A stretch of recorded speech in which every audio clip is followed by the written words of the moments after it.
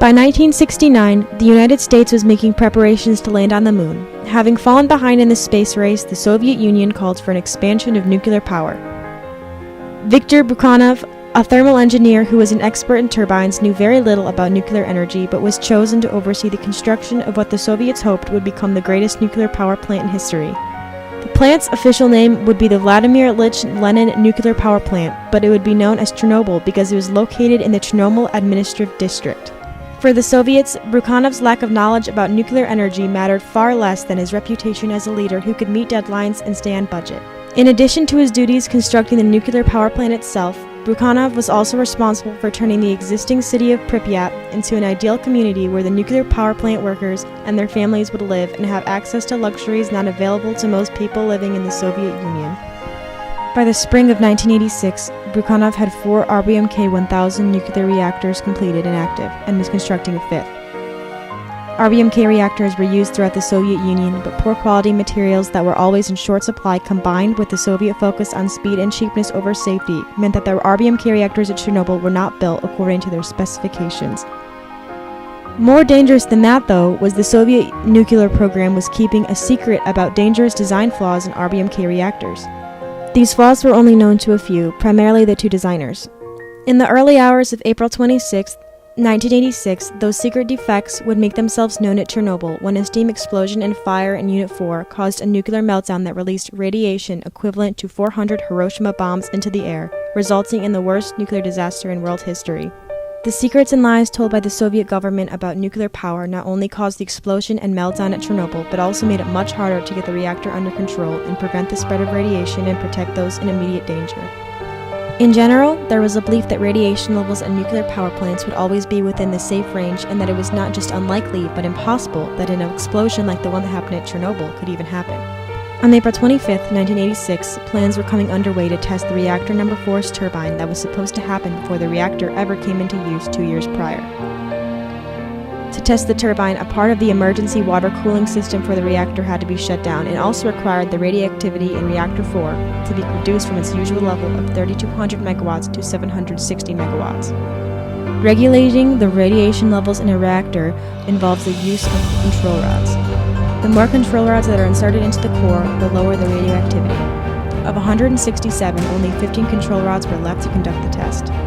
According to the manufacturer specifications, the reactor should be shut down if there wasn't enough control rods. However, following the manufacturer's specification would have been a violation of orders, and all of the operators were very afraid of being blamed for the postponement of the turbine test.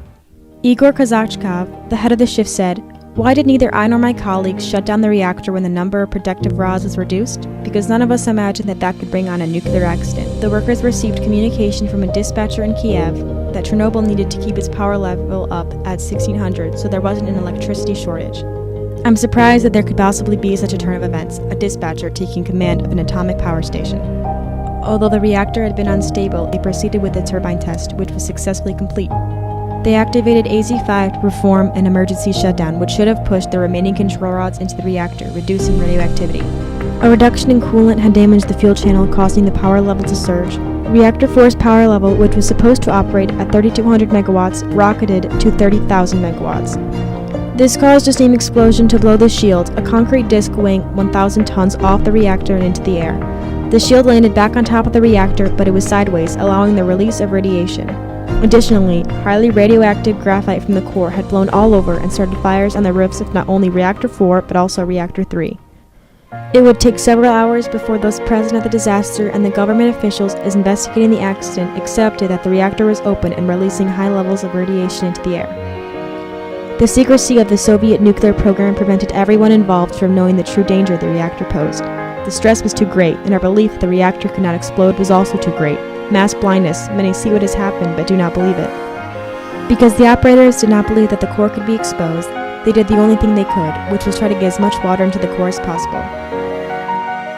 The operators, other employees of the plant, and the firemen called to fight the fires all quickly became ill, vomiting, browning of their skin, and their heads and faces swelling in burns. They were sent to the nearest hospital, but no one communicated to the hospital that the men had been exposed to radiation. The one doctor on staff that night assumed the vomiting, disoriented firefighters coming in from the fighting the blaze were drunk or hungover rather than suffering from radiation poisoning. The lack of communication caused injuries to hospital personnel who were unaware that their patients and their clothing were contaminated.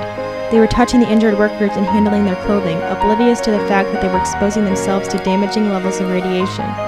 However, they soon began noticing that they were being burned by the contact with the infected men, so they marched the contaminated clothing of plant workers and firefighters into the basement. Because of the contaminated clothing in the basement, the hospital where they were desperately trying to assist the sick men is one of the most radioactive locations in Chernobyl still today. In 1975, more than 10 years before the disaster at Chernobyl, an RBMK reactor at the Leningrad nuclear power plant had a partial meltdown during a test.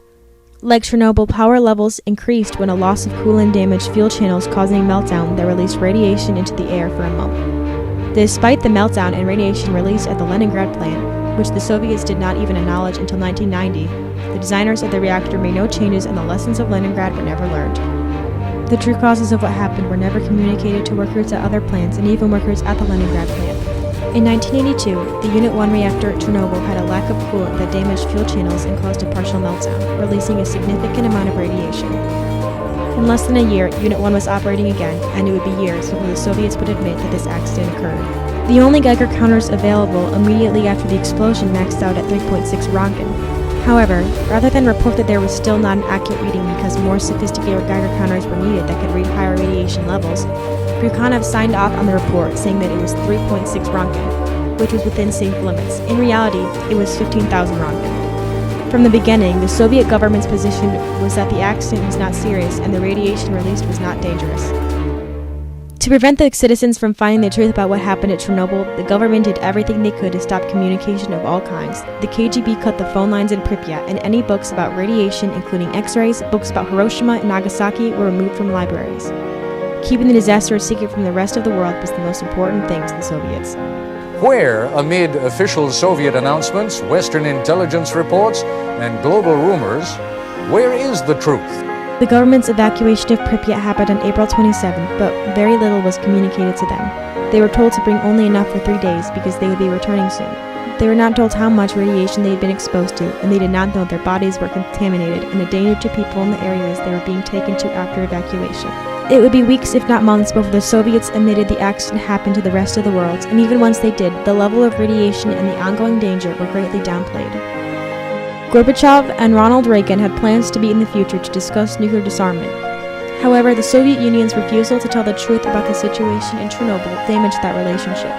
Once the world knew what happened, and the West, especially Reagan, didn't approve of how it was being handled, Gorbachev suggested that he and Reagan meet, and that they do, in Hiroshima. The supervisor of the test, Anatoly Dyatlov, the director of the plant, Viktor Bryukhanov, and his deputy chief engineer, Nikolai Fomin, were each sentenced to 10 years in prison.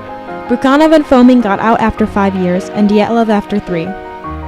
Valery Legasov, first deputy director of the Kurchatov Institute of Atomic Energy, was selected to serve on the government commission to investigate the Chernobyl accident. He is seen as the hero of the Chernobyl disaster and was awarded honors after his death for being truthful about what really happened. However, he always felt guilty that when he had the chance to present the whole truth in the Chernobyl trial in Vienna, Austria, he downplayed the role that the defective design of the RBMK reactor played, placing blame on Dyatlov, Fomin, and Bryukhanov.